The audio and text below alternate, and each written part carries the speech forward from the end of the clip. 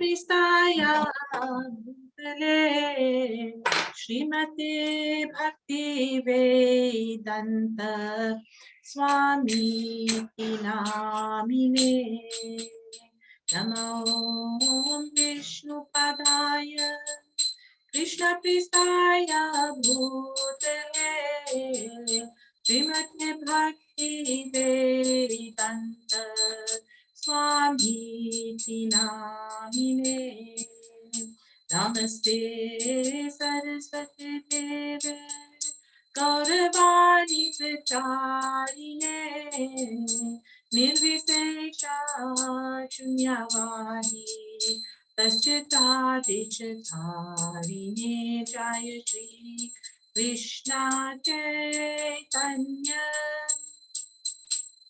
Prabhu Nityananda Shri Advaita Gadadhar Shivasadi Gaura Bhakta Vrinda Hare Krishna Krishna Krishna Hare Hare Hare Rama Rama Rama Hare Hare Jaya Radha Radhanath Radhe Jaya Radha Krishna Radhe Jaya Jaya Prabhupada Jaya Jaya Prabhupada. Hare Krishna. Dear devotees, can we please turn to page 1 of our Bhagavad Gitas and read the introduction puja together? Om Ajnanati Mirandasya Jnananjana Shalakaya Chakshur Unmilitam Yena Tasmai Shri Gurave Namaha Shri Chaitanya Manobhishtam Stapitam Yena Bhutale Swayam Rupa Kadamayam Dadadi Swapadantikam Vandeham Shri Guru Shri Yutapada Kamalam Shri Gurun Vaishnavamscha Shri Rupam Sagrajatam Sahagana Sahit Sahagana Ragunatam Vitam Satam Sajivam Sadvetam Savadutam Paritana Sahitam Krishna Chaitanya Devam Shri Radha Krishna Padan Sahagana Lalita Shri Vishakhan Vitamscha He Krishna Karuna Sindhu Dina Bandhu Jagatpate Gopesha Gopika Kanta Radha Kanta Namostute Tapta Kanchana Gaurangi Radhe Vrinda Vrindeshwari Vrishabhanu Sute Devi Pranamami Hari Priye Vanchakalpatarubhyascha Kripa Sindhubhya eva cha Patitanam Pavanebhyo Vaishnavebhyo Namo Namaha Shri Krishna Chaitanya Prabhu Nityananda Shri Advaita Gadadhar Shri Vasadi Gaura Bhakta Vrinda Hare Krishna Krishna Krishna Hare Hare Hare Rama Rama Rama Hare Hare. Hare Krishna Prabhu. Please, can you read for us, Paramatma Prabhu? Hare Krishna.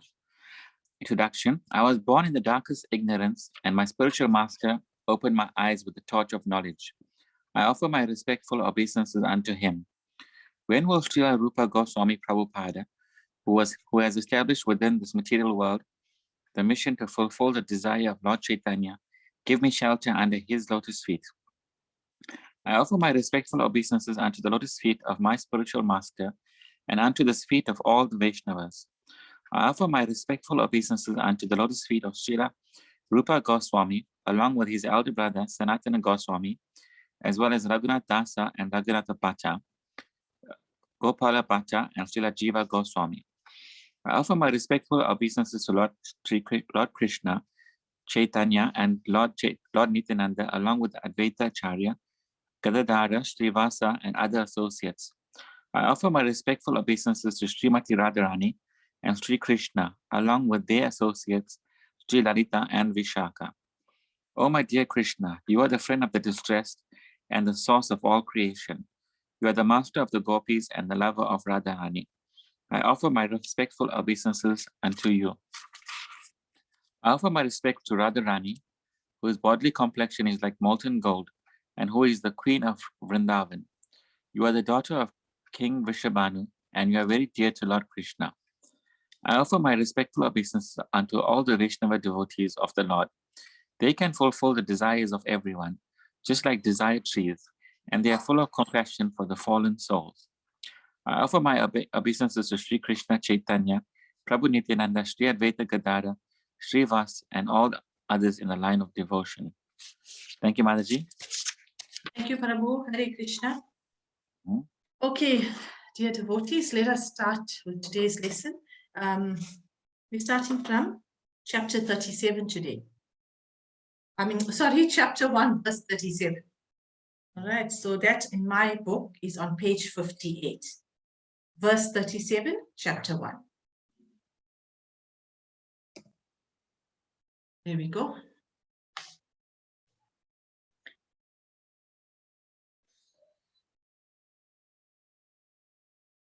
Hare Krishna, Krishna Krishna, Hare Hare, Hare Rama, Rama Rama, Hare Hare. Yadi api tena pashyanti lopahata chetasaha kulakashya kritam dosham mitra drohe cha patakam. Katham na gneyam asammapi papad asman nivartitum.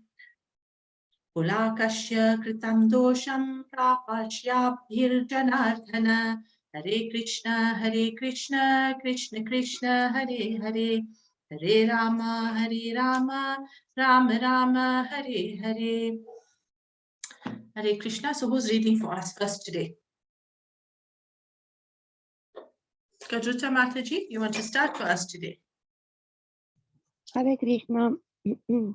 O Janarda, although these men, their hearts overtaken by greed, see no fault in killing one's family or quarreling with friends. Why should we, who can see the crime in destroying a family, engage in this act of sin? A Kshatriya is not supposed to refuse to battle or gamble when he is so invited by some rival party. Under such an obligation, Arjuna could not refuse to fight because he had been challenged by the party of Duryodhana.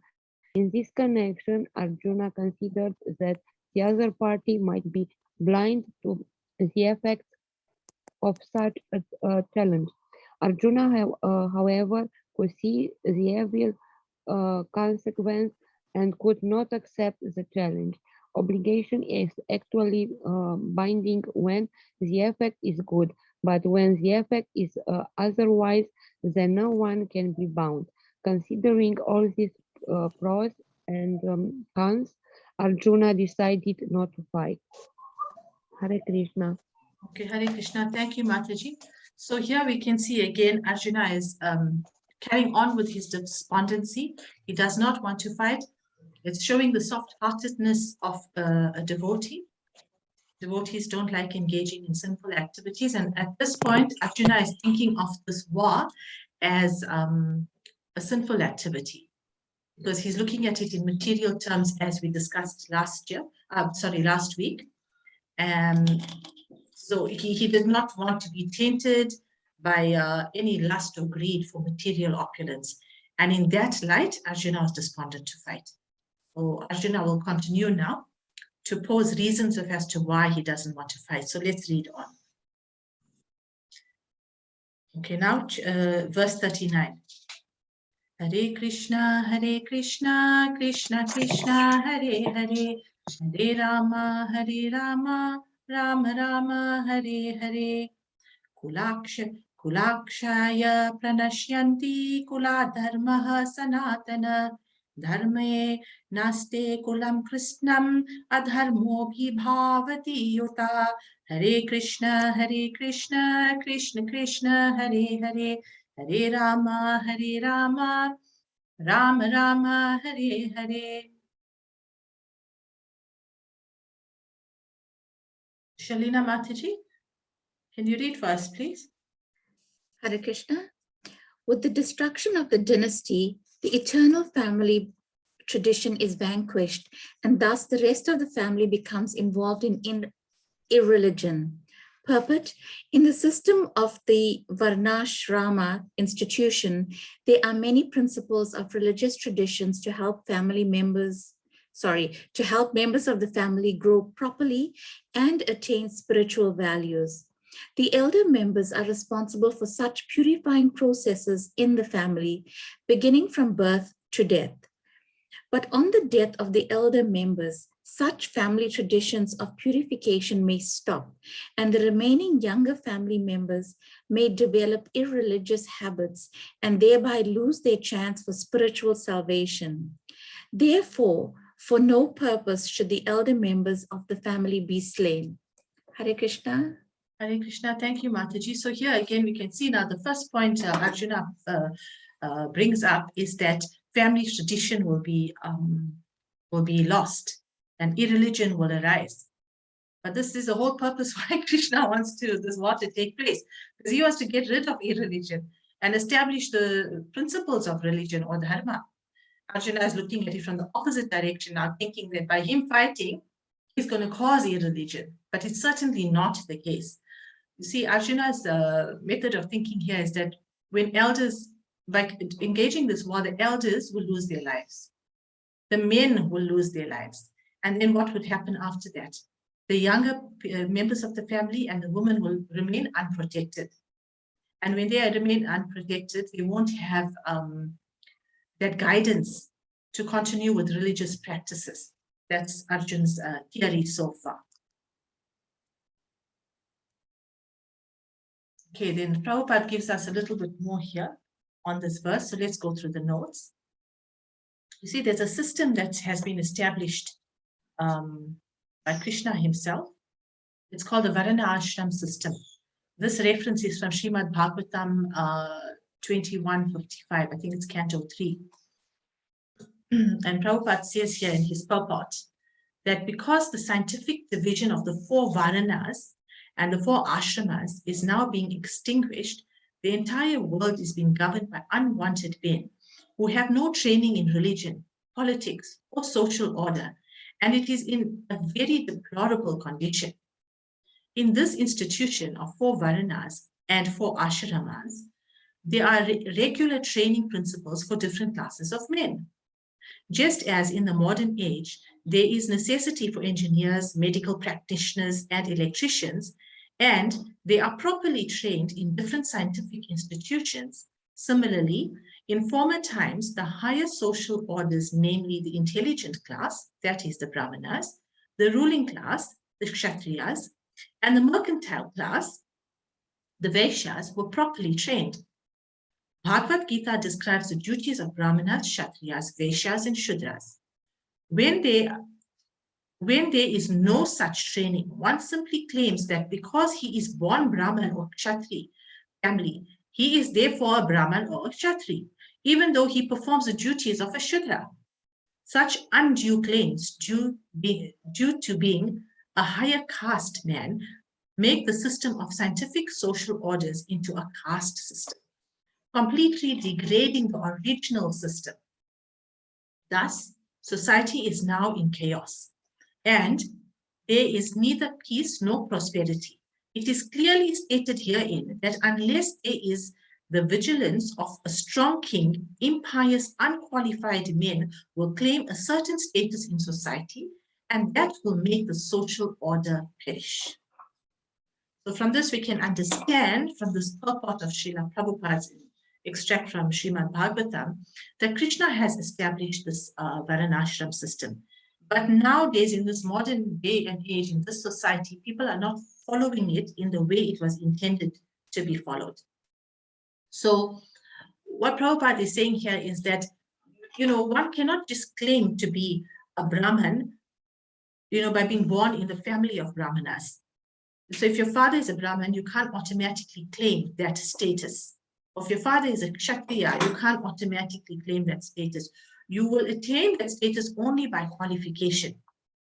So just like, if your father is a doctor, does not automatically make you a doctor. Father is a doctor, the son is not automatically a doctor. The son can only be a doctor under training. He's got to go through to university, medical school, and qualify himself first. So likewise, in the Varnashram system, the 4 ashrams are there, but you only attain a certain status by qualification. And it was very important. Krishna laid this out for us so that there's no chaos in society. Everyone does his own duty in their specific divisions, and society would run smoothly. Right now, you cannot have leaders of the society with a Shudra mentality, because the country will just fall away. We see that happening in many places, in many parts of the world. If you're not a proper Kshatriya and you are ruling the country, and you are not taking, advice from a properly trained Brahmana, the country will just fall away. There'll be chaos, there'll be looting, there'll be, burglaries, there'll be killing, all sorts of irreligious practices will take place. That's what Prabhupada is saying here. And then Prabhupada adds on to say that we are all prisoners in this material world. We agree, right? We discussed this previously. And we said that Maya Devi is in charge of this material world, and she is like the prison warden. So if we qualify ourselves to the level of a Brahman, then we are first-class prisoners. Doesn't mean now, okay, wow, we're up there now. We're still in the prison. So we become first-class prisoners. However, we are meant to transcend even this level and exit this material world or this prison and not return. We spoke about this as well previously, where we are reading Bhagavad Gita to realize our goals and get out of this prison house or out of this material world. So although one is considered a Brahmana or Kshatriya, etc. by qualification, example, one has to qualify himself to become a doctor, teacher, etc. A relative or a son of a doctor is not automatically a doctor if he has not qualified in that field. Likewise, the son of a Brahmana is not automatically a Brahmana unless he has the required qualification. Okay, devotees, this was quite a mouthful. So I'm not sure if anybody, maybe we should just stop here briefly just for a minute or two, if anybody has any questions or contributions before we continue. Everything okay so far? And I hear from some devotees. Paramatma Prabhu, okay, can we continue?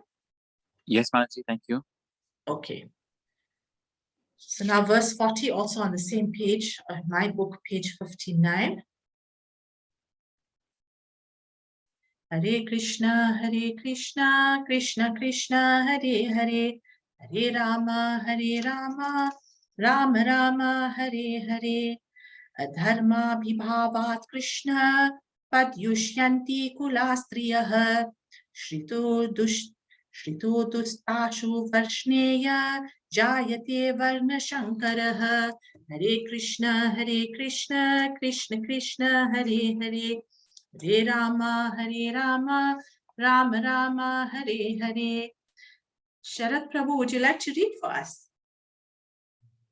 Hare Krishna. Hare Krishna, Pranam. Yes, Mataji. Pranam Prabhu. Yes. When religious is prominent in the family, O Krishna, the woman of the family become polluted, and from the degradation of womanhood, O descendant of Vrishini, comes unwanted progeny. But good population in human society is the basic principle for peace, prosperity, and spiritual progress in life. The Varnashram Dharmam religious principles were so designed that the good population would prevail in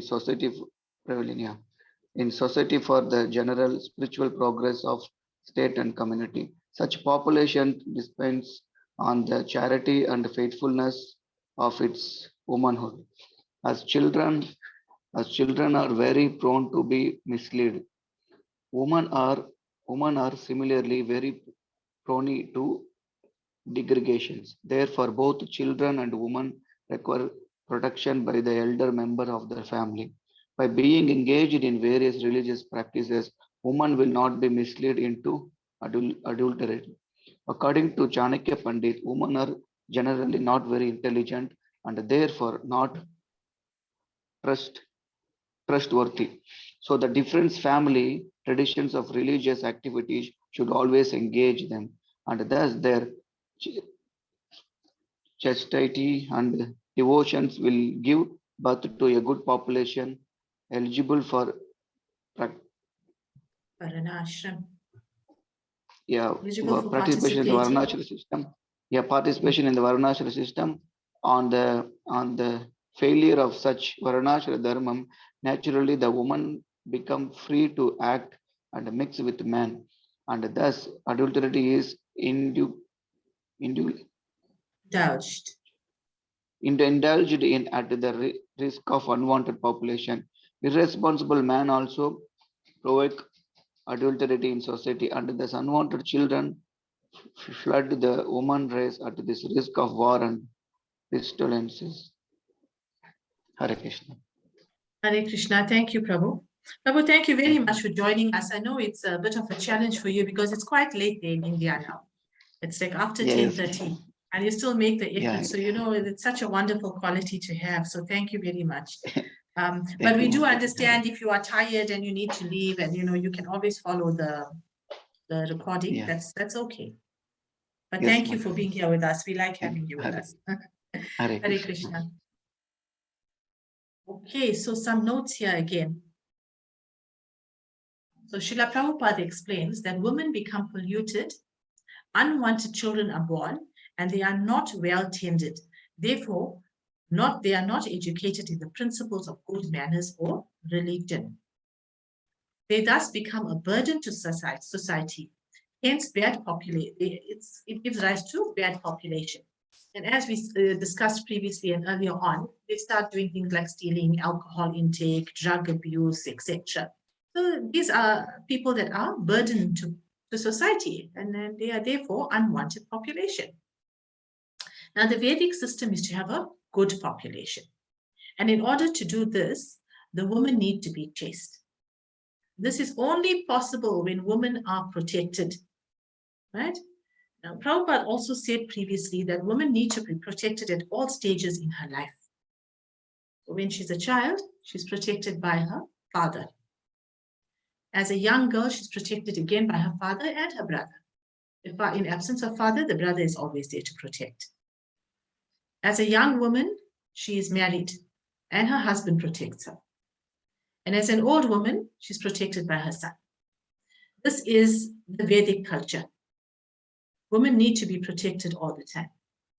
So women are generally, see, there's an extract here, and sometimes people don't read it in context. And from the purport here, I'm just extracting what Prabhupada says. Women are generally not very intelligent and therefore not trustworthy. So Srila Prabhupada clarifies that this applies only to women who are not Krishna conscious, who are not God conscious, those who are not engaged in religious principles, those who are not engaged in bhakti yoga, not engaged in serving. They don't have sight of any God consciousness. It applies to those women. Definitely not anybody on this chat. So don't get despondent. Okay, I hope that's very clear. That's okay, we'll move on to the next verse now.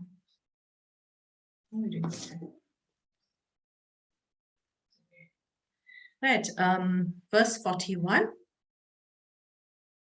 Hare Krishna, Krishna Krishna, Hare Hare, Hare Rama, Rama Rama, Hare Hare. Shankaro Narakayeva Kulagnanam Kulasya Cha Patanti Pitaro Haesham Lupto Pindo Dakakriyah. Hare Krishna, Krishna Krishna, Hare Hare, Hare Rama, Rama Rama, Hare Hare. Who's reading for us now? Paramatma Prabhu? Hare Hare Krishna, Krishna. Mataji. An increase of unwanted population certainly causes hellish life, both for the family and for those who destroy the family tradition. The ancestors of such corrupt families fall down because the performances for offering them food and water are entirely stopped. Purport by His Divine Grace, A.C. Bhaktivedanta Swami Prabhupada. According to the rules and regulations of fruitive activities, there is a need to offer periodical food and water to the forefathers of the family. This offering is performed by worship of Vishnu because eating the remnants of food offered to Vishnu can deliver one from all kinds of sinful reactions. Sometimes the forefathers may be suffering from various types of sinful reactions, and sometimes some of them cannot even acquire a gross material body and are forced to remain in subtle bodies as ghosts. Thus, when remnants of prasadam food are offered to forefathers by descendants, the forefathers are released from ghostly or other kinds of miserable life. Such help rendered to forefathers is a family tradition, and those who are not in devotional life are required to perform such rituals. One who is engaged in the devotional life is not required to perform such actions. Simply by performing devotional service, one can deliver hundreds and thousands of forefathers from all kinds of misery. It is stated in Bhagavatam 11.5.41, Devashi Bhutapcha Narnam Pitramam Na Kinkaro Nayam Rinikcha Rajan Sarvatmana Ya Saranam Saranyam Gacho Mukundam Paririta Kartam. Anyone who has taken shelter of the lotus feet of Mukunda, the giver of liberation, giving up all kinds of obligation, and has taken to the path of in all seriousness, owes neither duties nor obligations to the demigods, sages, general living entities, family members, humankind, or forefathers. Such obligations are automatically fulfilled by performance of devotional service to the Supreme Personality of Godhead. Thank you, Mataji. Hare Krishna. Thank you, Prabhu. Hare Krishna. Okay, so we can understand from this purport that we all have certain responsibilities and duties to do. Okay, we have duties to our forefathers, the demigods, and all the demigods, I remember, are like managers to Krishna, right? So they are controlling under the direction of Krishna in different sections. The sunlight, moon, but that nourishes the juices and the vegetables, the sun that gives us nourishment, the wind and the air, all demigods are in charge of all these different sections. You know, Indra Dev in charge of rain. So we need to be grateful to these demigods. We need to be grateful, and we've got a duty towards them. We can't just receive something and not give anything back. It's an exchange. It should be an exchange. That's what this purport is referring to. And our forefathers, for having established this beautiful place for us, they've made it a better place for us to live in. So we've got to be grateful to them for all their teachings and all their guidance and for having made this world a better place for us to live in. That's what Prabhupada is saying. But he goes on to say over here, Prabhupada speaks of also of prasadam here. He says, when remnants of prasadam are offered to the forefathers, they are released from any suffering condition, ghostly conditions, or any conditions that they may have been in. So if we pray to Krishna, like we do every day, and offer him bhoga, offer him prasadam, and if we take that prasadam and we distribute that prasadam to everybody else, then that is beneficial for our forefathers. And that also satisfies all the devatas. The demigods, as referred to here, are actually the devatas. It satisfies them as well, because you are doing this offering to Krishna, who is the root of all, isn't it? Krishna is the cause of all causes. We've said this before. Various quotations from Shastra. Lord Brahma, who is the engineer of this material universe, Chaturmukh Brahma, the four-faced Brahma, four-headed Brahma, is in charge of this material planet called Earth. Now, just to give you a little bit more, there are many Brahmas, right? the Brahmas have heads, in many heads, but the heads are multiplied in accordance to the size of the universe.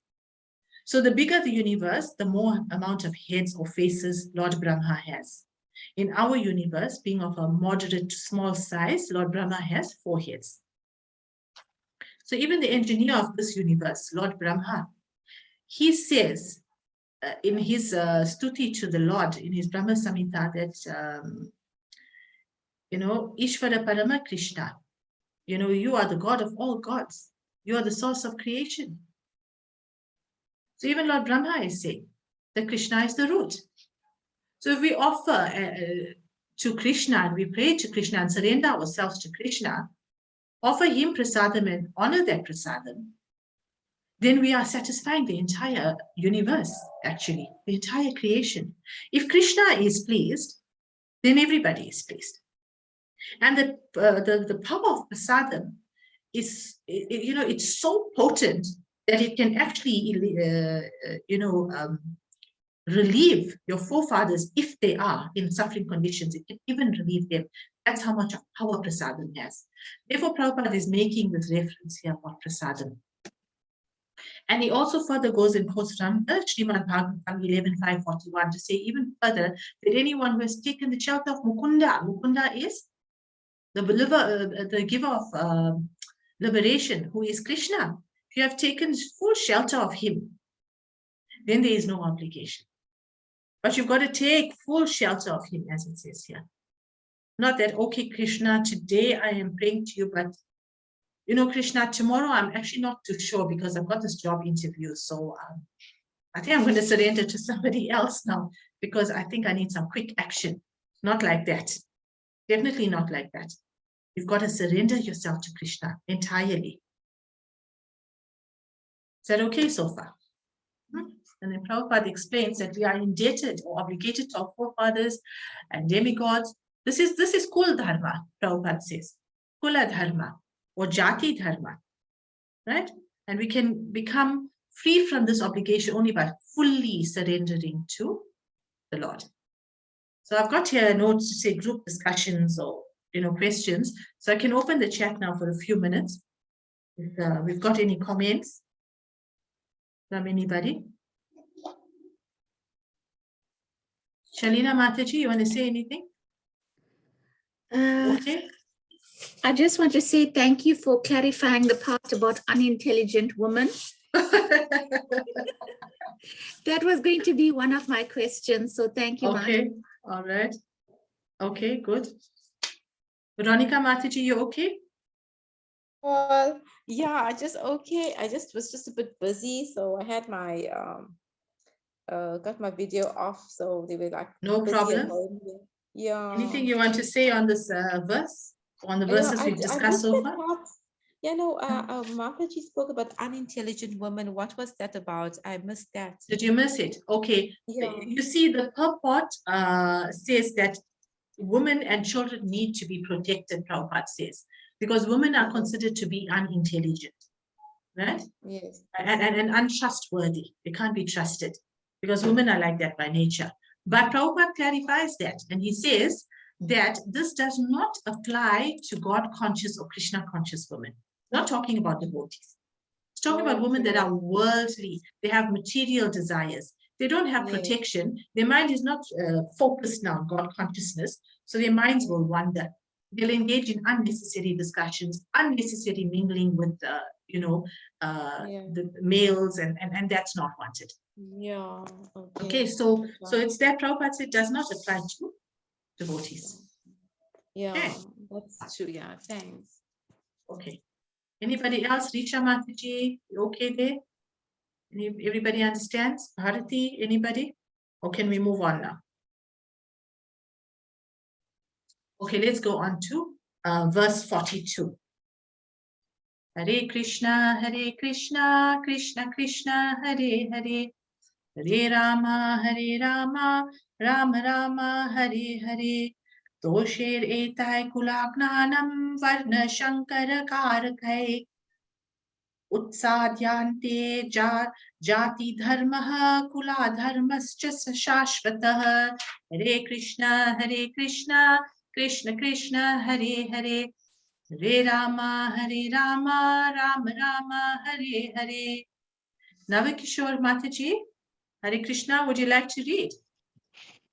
Hare Krishna, Mataji, sure. Hare Krishna.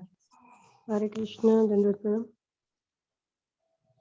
By the evil deeds of those who destroy the family tradition and thus give rise to unwanted children, all kinds of community project and family welfare activities are devastated. Um, Purport. Community project for the four orders of human society combined with family welfare activities as they are set forth by the institution of Sanatana Dharma or Varnashana Dharma are designed to enable the human being to attain his ultimate salvation. Therefore, the breaking of the Sanatana Dharma tradition by irresponsible leaders of society brings about chaos in that society. And consequently, people forget the aim of life, Vishnu. Such leaders are called blind, and persons who follow such leaders are sure to be led into chaos. Hare Krishna. Hare Krishna, thank you, Mataji. So you see, it's building. So Arjuna is still going on his previous point. In fact, Arjuna is referring here to himself. He says, by evil deeds of those who destroy family tradition, he's holding himself responsible. He's saying, in other words, oh Krishna, if I get into this battle and kill all these elders and men on the opposition, then I am destroying family tradition indirectly. Because if these elders are not there to guide the women and the children, then there's going to be no family tradition. I don't want to be responsible for that. Krishna, please, I do not want to fight. Arjuna is going on. He's quoting from Shastra and he's really going on to with his point, right? Go on to verse 43 now. Hare Krishna, Krishna Krishna, Hare Hare, Hare Rama, Rama Rama, Hare Hare. Utsana kula dharmanam manushyanam janardana narake niyatam vasho bhavatika anushruma. Hare Krishna, Krishna Krishna, Hare Hare, Hare Rama, Rama Rama, Hare Hare. So here, Arjun goes on to say, he says, oh Krishna, maintainer of the people, I have heard that by disciplic succession, that those whose family traditions are destroyed dwell always in hell. So here, the purport Srila Prabhupada says, Arjuna bases his argument not on his own personal experience, but on what he has heard from authorities. You see, it's also very interesting, huh? You see how humble Arjuna is, following authorities. You hear from authority and you speak on what's based on what you heard from authorities. This is called humility. Yeah? Another very interesting thing to note, the humility of Arjuna being a devotee. He's very humble. So go on now. That is the way of receiving real knowledge, Prabhupada says. One cannot reach the real point of factual knowledge without being helped by the right person who is already established in that knowledge. There is a system in the Varna Ashram institution by which before death one has to undergo the process of atonement for his sinful activities. One who is always engaged in sinful activities must utilize the process of atonement called prayishchit.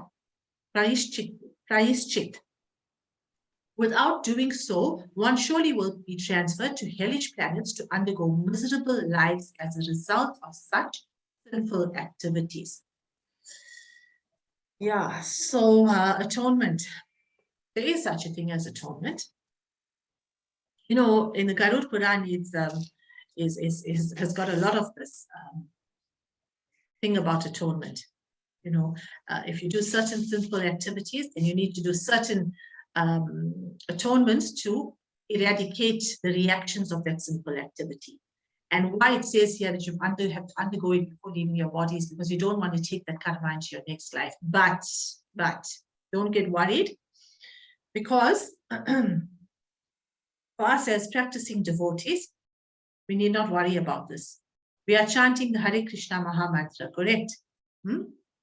So the Hare Krishna Maha Mantra is a cleansing process for us and for anybody who chants the mantra. And it eradicates mountains and heaps of sinful activities, not only in this life, but also in past life. But we must not repeat those sinful activities.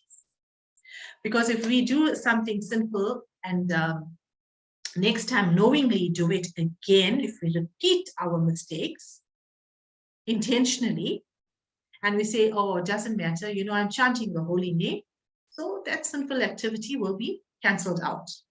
Then you are making an offense to the holy name. You know, we've got 10 offenses to the holy name. That if offense is on the strength of chanting the holy name. You cannot be chanting the Hare Krishna Maha Mantra and continue to do those sinful activities. That's not wanted. Okay, but just by us doing this chanting attentively and daily, you know, as often as possible, that's atonement in itself. Now, Prabhupada advises here more on Kula Dharma or family tradition. And Prabhupada says it is meant for humans. Therefore, unless human society accepts this principle of Varana Ashram, then they are as good as animals, because there is no regular system of leading their lives with principles. You see, there must be a goal in life. And we all know our goal in life, to realize our spiritual nature, to identify with our spiritual selves, to know that we are part and parcel of Krishna, and know that our goal or our destination is to go back to Krishna. That is the goal in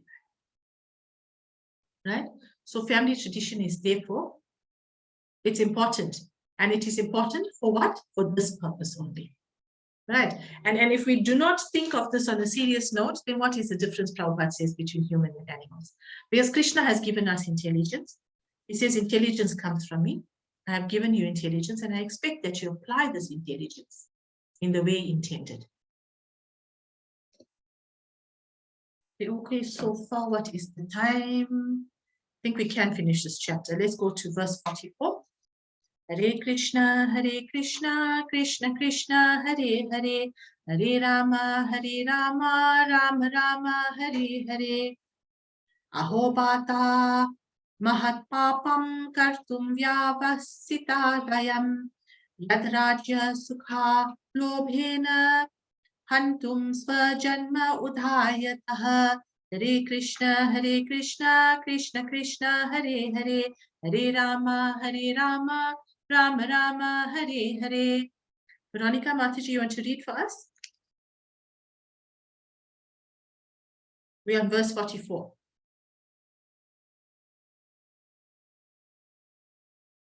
Very good. Veronica Mataji, you want to read this verse for us? Okay. Kerusha Mataji, would you like to read for us? Anybody? Hare Krishna. Thank you, Mata. Alas, how strange it is that we are preparing to commit greatly sinful acts. Driven by the desire to enjoy royal happiness, we are intent on killing on our kinsmen. Purpose. Driven by selfish motives, one may be inclined to such sinful acts as the killing of one's own brother, father, or mother. There are many such instances in the history of the world, but Arjuna, being a saintly devotee of the Lord, is always conscious of moral principles and therefore takes care to avoid such activities. Yes, thank you, Mata. Hare Krishna. So Arjuna is going on this point. Let's read verse 45.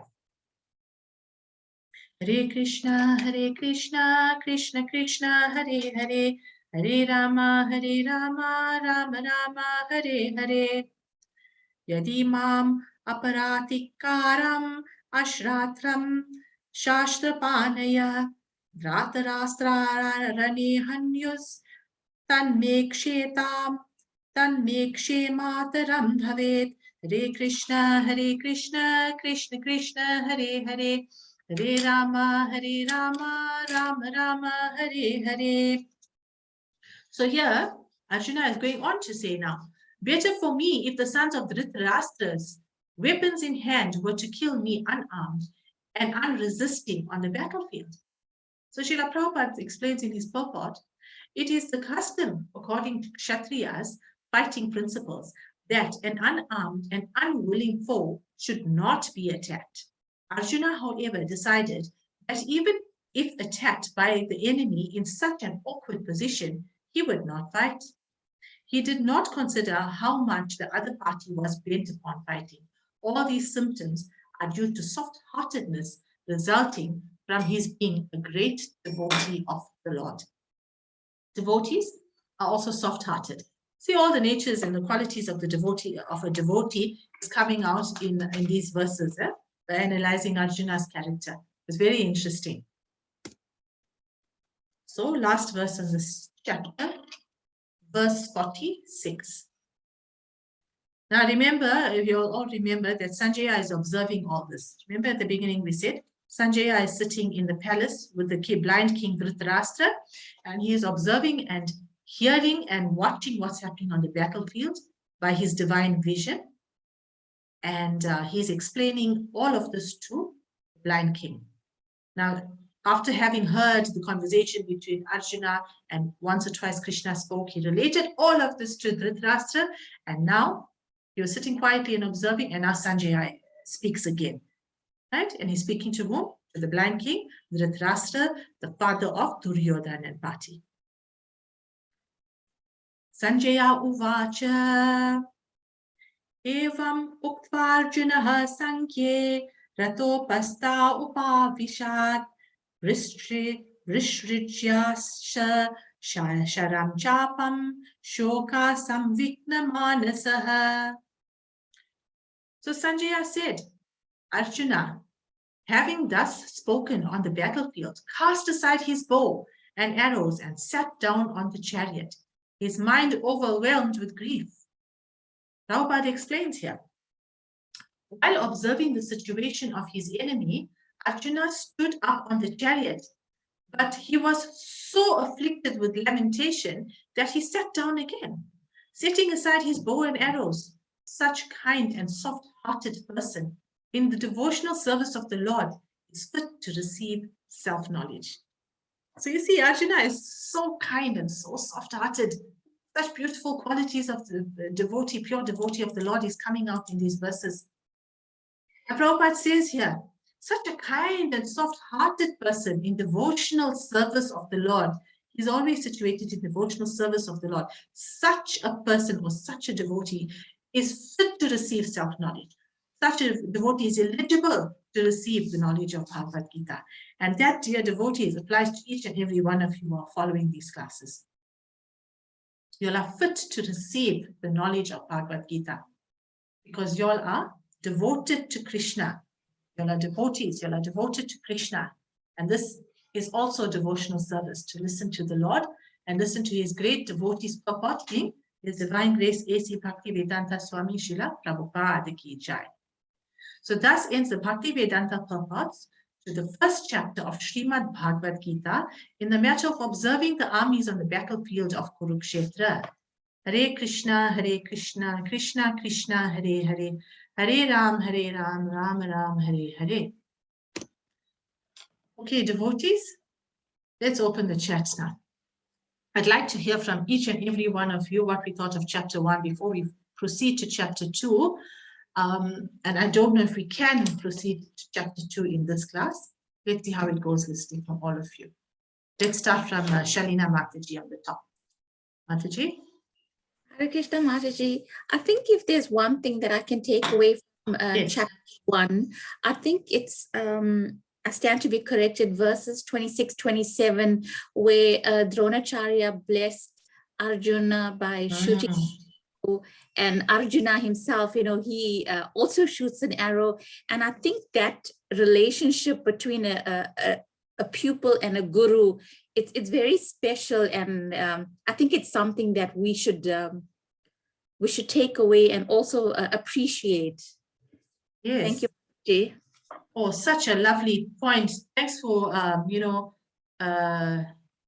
reminding us about that point, Mataji. I was actually thinking about it the other day. And I actually picked up that point from Srila Prabhupada's lectures. Srila Prabhupada gives us so much of nectar. Yeah. So that's a very special relationship. It shows the humility of the devotee and the compassion of a guru.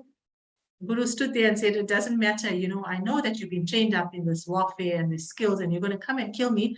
But my dear disciple, I will still bless you. Come kill me. Wow, that's amazing. Anything else? Sharat Prabhu? Sarat Prabhu? You want to add anything? Hare Krishna, Master Prabhu. Yeah, just a small point, Mataji. Yes, thank you. Even the Arjuna, is anyway, God, he want to speak about Bhagavad Gita through Arjuna. He put him in illusion, Arjuna. But although he's not devotee before, but he's just following how the culture, traditional way, speak about previous acharyas and following authorities. And just even if you not accept Bhagavad Gita, just follow things, you become a at least there is a chance to become a devotee. Yes, absolutely. I agree. No, it's right what you say. So see how this knowledge is flowing. And as we said before, knowledge is flowing from Shri Krishna to Arjuna. And it's for our purpose, isn't it? It's for our purpose. Yes. Yes. Okay, thank you, Prabhu. Paramatma Prabhu. Hare Krishna. Hare Krishna. Only one small comment is that I can see Arjuna is very talkative. I can just say that Arjuna is very talkative in the first chapter. Yes. And he's obviously avoiding to fight. So he's giving up all the excuses, not to fight him. But it's quite amazing to see how talkative he is in the first chapter. There's quite a few verses that he's talking, Yeah. So you see, from this I draw that, okay, we know that Arjuna is getting overwhelmed with grief now. He's getting into a state of absolute confusion. And when we're in anxiety, we can relate to this, right? You see how the Bhagavad Gita is structured for us. When we get into anxiety, we tend to talk a lot as well. And if we don't want to do something, then all these excuses will come up, right? But this is why I don't want to do it, because of this reason and that reason and that reason. But, as soon as you surrender to Krishna, you stop talking and surrender to Krishna, then all the knowledge will flow. Thank you, Prabhu. Who's speaking next? Bharati, Riaz, you want to make any comments? I'd really like to hear. You just press that unmute button. Bharati, I know you told me you had battles with your muting and unmuting.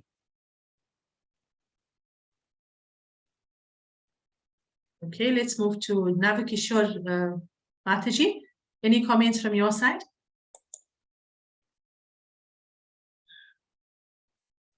Hare Krishna, Navakishore Mataji.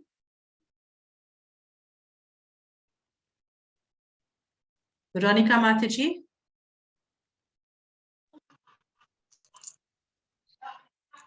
Hare Krishna. Hare Krishna. Chapter 2, verse 1.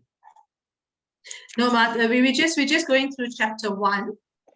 We just, chapter 1, we've just concluded. So we're just asking for comments and your realizations of chapter 1.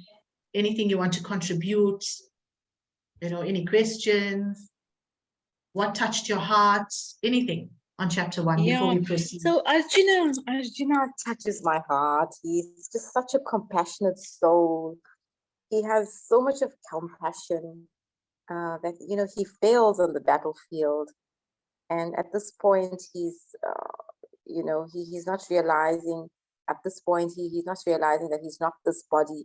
He's a super soul. He's a soul. There's no realization at this point. So, and I think about that, he's just one of those what should I say? The soft-hearted devotee.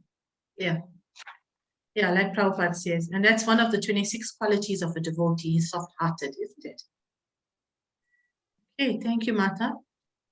Any other comments, or shall we just proceed? Okay, I think we've had a discussion. Maybe we can just read the first verse if that's okay with everybody, and then we'll conclude with Nishinga Pranams. Okay, so we're on chapter 2 now. In my book, it's page 65, chapter 2, verse 1. Sanjaya uvacha tam tata kripya visittam Tam tata kripaya vistam ashru purna kulo lekshanam visitantam idam vakyam uvacha madhusudana. Hare Krishna, Krishna Krishna, Hare Hare, Hare Rama, Rama Rama, Hare Hare. So here Sanjaya is saying, seeing Arjuna full of compassion, his mind depressed, his eyes full of tears, Madhusudana, Krishna, spoke the following words. So Krishna is going to speak after this, right? So let's read the purport quickly. Material compassion, lamentation, and tears are all signs of ignorance of the self, of the real self. Compassion for the eternal soul is self-realization. The word Madhusudana is significant in this verse. Lord Krishna killed the demon Madhu, and now Arjuna wanted to kill the demon of misunderstanding that has overtaken him in the discharge of duty. No one knows where compassion should be applied. Compassion for the dress of a drowning man is senseless. A man fallen in the ocean of mere sins cannot be saved simply by rescuing his outward dress, that is, the gross material body. One who does not know this and laments for outward dress is called a Shudra, or one who laments unnecessarily. Arjuna was a Kshatriya, and this conduct was not expected from him. Lord Krishna, however, can dissipate the lamentation of the ignorant man, and for this purpose, the Bhagavad Gita was sung by him. This chapter instructs us in self-realization by an analytical study of the material body and the spirit soul as explained by the Supreme Authority, Lord Shri Krishna. This realization is possible when one works without attachment to fruitive results and is situated in the fixed conception of the real self. Okay, so just a few quick notes here from Srila Prabhupada. And from what I have read, let's just remember that in the previous class, chapter 1, Arjuna referred to Krishna as Madhusudana. This was in the context of Arjuna saying to Krishna that Krishna killed the demon Madhu, and now Krishna wants Arjuna to kill his own kinsman. Arjuna is relating on the bodily concept and calling these men in his army his kinsmen. And Arjuna did not want to kill his kinsman, and therefore referred to Krishna as Madhusudana. Krishna killed the demon Madhu. Arjuna said, please, Krishna, don't make me kill my own kinsman. And also in this verse, however, now, Arjuna again refers to Krishna as Madhusudana, but the difference in this context that Madhusudana name is used is that Arjuna wanted Krishna to kill the demon of his own misunderstanding, the misunderstanding that has overtaken him to the extent that he did not want to discharge his duty. Arjuna was beginning to now surrender to Krishna. And as we read further, we're going to see how much more he starts surrenders to the point where Krishna takes over and starts relating the entire Bhagavad Gita to Arjuna for our benefit. Right, so you see how interestingly Madhusudana was used in two contexts. First, in chapter 1, he said, Krishna, you killed the demon Madhu. That's why I'm calling you Madhusudana. And now you want me to kill my own kinsman. But now suddenly, he's calling Krishna Madhusudana, but in a whole different light. Please, Krishna, now I'm thinking now, I want you to kill my demon of misunderstanding. Educate. That's what Arjuna is saying. So we're going to leave verse 2 for next week. That's okay with everybody. Because we need to conclude. It's almost 8 o'clock and we need to do the Chingadev's pranam. Is it okay with everybody?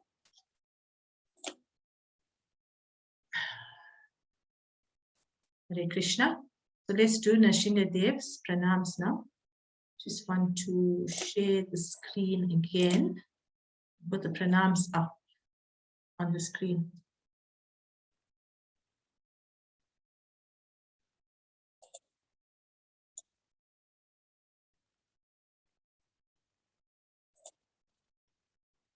I'm not sure if everybody can see the pranams. Hare Krishna. It's not fair, Mataji. Not Prabhu Mataji. Well, I am not sure why it's not sharing now.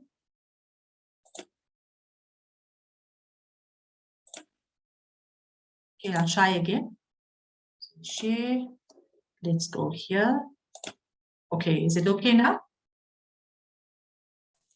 Yes, Mataji. Yes, Yes. we can right. see Mataji. Right, let's sing. The Dev's pranams. Please, can we also bear in mind that His Holiness Kadamba Kanana Swami Maharaj is not well? So let's think of Maharaj as well while chanting. Namaste Narashingaya Praladaladatayine Hiranyakashi Purvakshaha Shilatankanakalaye Ito Nashingo Parato Nashingo Yato Yamitato Nashingo Bahir Nashingo Yitaye Nashingo Narsingam Adim Charanam Tapake Tabakara Kamal Vare Akam Makuta Singam Dalita Hiranyakachipu Tanu Bingam Keshavadrita Narahari Rupa Jaya Jagadesha Hare Jai Jagadesha Hare Jai Jagadesha Hare Avatar Kamal Vare Nakam Madhuta Singam Dalita Hiranyakashipu Tanu Bingam Keshavadrita Narahari Rupa Jaya Jagadesha Hare Jai Jagadesha Hare Jai Jagadesha Hare Jaya Nrsingadev Nrsingadev Nrsingadev Jaya Nrsingadev Jaya Prahlad Maharaj Prahlad Maharaj Prahlad Maharaj Jaya Prahlad Maharaj Jaya Lakshmi Nrsinga Jaya Lakshmi Nrsinga Jaya Lakshmi Nrsinga Jaya Lakshmi Nrsinga Jaya Jaya Prabhupada Prabhupada Prabhupada Jaya Jaya Prabhupada Shri Lakshmi Nrsinga Dev Bhagwan ki jai, Prahlad Maharaj ki jai, Srila Prabhupada ki jai, Grantaraj Srimad Bhagavad Gita ki jai, Om Namah Om Vishnupad Paramahansa Parivargacharya Stotra, His Divine Grace Abhay Charanaravinda Bhaktivedanta Swami Srila Prabhupada ki jai, Namo Om Vishnupad Paramahansa Parivargacharya Stotra Srila Bhaktisiddhanta Saraswati Thakur Maharaj Srila Prabhupada ki jai, Namacharya Srila Haridas Thakur ki jai, Jai Shri Krishna Chaitanya Prabhu Nityananda Shri Advaita Gadadhar Shri Vasadi Gaur Bhatta Vrinda ki jai, Shri Shri Radha Krishna Gopa Gopinath Shyama Kunda Radha Kunda Giri Govardhan की जय, श्री वृंदावन धाम की जय, मथुरा धाम की जय, मायापुर जगन्नाथपुरी पंढरपुर अरवादी कुरुक्षेत्र अयोध्या द्वारिका धाम की जय, श्री गंगा माई की जय, यमुना माई की जय, भक्ति देवी तुलसी देवी महारानी की जय, सामवेद भक्त वृंद की जय, अनंत कोटि वैष्णव वृंद की जय, नीताय गौरा प्रेमानंदे हरि हरि बोल. All glories to the simul devotees, Hare Krishna. All glories to the simul devotees, Hare Krishna. All glories to the simul devotees, Hare Krishna. All glories to Shri Guru and Shri Gauranga. All glories to Srila Prabhupada. Vanchakalpatarubhyascha kripasindubhya evacha patitanam pavanebhyo vaishnavebhyo namo namaha. Ananta Koti Vaishnav Vrinda ki jai. Hare Krishna, dear devotees. I look forward to seeing you all again next week, and the Lord will start talking next week. So please be present. Thank you. Hare Krishna. Thank you, Mataji. Hare Thank you Krishna. very much, Mataji. Thank you. Mataji. Hare Krishna. Hare Hare Krishna. Krishna. Thank you so much. Namaskar.